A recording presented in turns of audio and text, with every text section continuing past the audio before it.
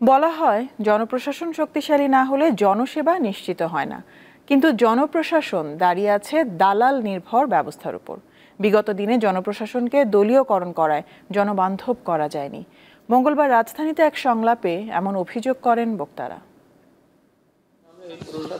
দেশে গণতন্ত্রকে পুনরায় সুসংগঠিত করতে দরকার শক্তিশালী জনবান্ধব প্রশাসন।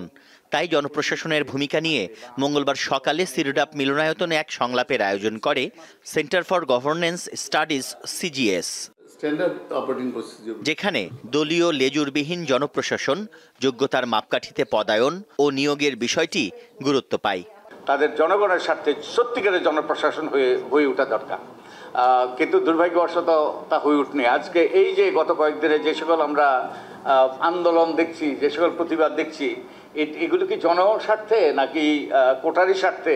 যারা সরকারি চাকরি চায় তারা চায় কারণ তারা ঘুষ নেবে, যারা সরকারি চাকরির জন্য আন্দোলনও করে তারাও চায় যে ওই ঘুষের জায়গাটা এসে পৌঁছাইতে চায়। তো এই করাপশনটা আমরা কিভাবে শেষ করতে পারি? তো এই সিভিল অ্যাডমিনিস্ট্রেশনের বড় দাগে রিফর্ম করতে পারবে অন্তর্বর্তীকালীন সরকার, এটা চিন্তা করাটা অবকামী।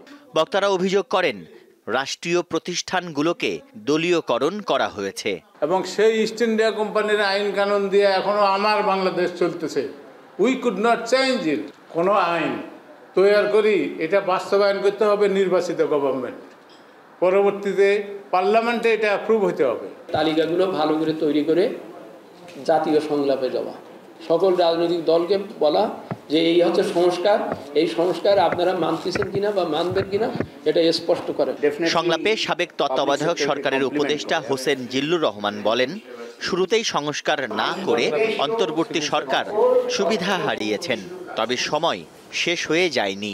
দালাল নির্ভর, ব্রোকার নির্ভর যে সিস্টেম, সেটার বাস্তবতা কিন্তু ওইভাবে কমেনি, যার জন্য কাজের গতি আরও কমে গেছে। এটার মূলে একটা আঘাত হানাটা খুবই জরুরি যদি আমরা সত্যিকার অর্থে ভালো সংস্কার করতে চাই। মেধার অ্যাকচুয়ালি অপচয়, এটা রিক্রুটমেন্ট থেকে শুরু করে বটে, কিন্তু আপনি দেখেন পদায়ন দেবেন, আপনি প্রশিক্ষণ নিয়ে আসলেন মৎস্য চাষ কীভাবে আরও ভালো করতে হয়, তারপর পরে আপনাকে ধর্ম মন্ত্রণালয়ে পদায়ন করা হলো। জনগণের পরিবর্তনের আকাঙ্ক্ষার ওপর বাংলাদেশ দাঁড়িয়ে আছে বলেও মন্তব্য করেন তিনি। তানভীর খন্দকার, দীপ্ত সংবাদ, ঢাকা।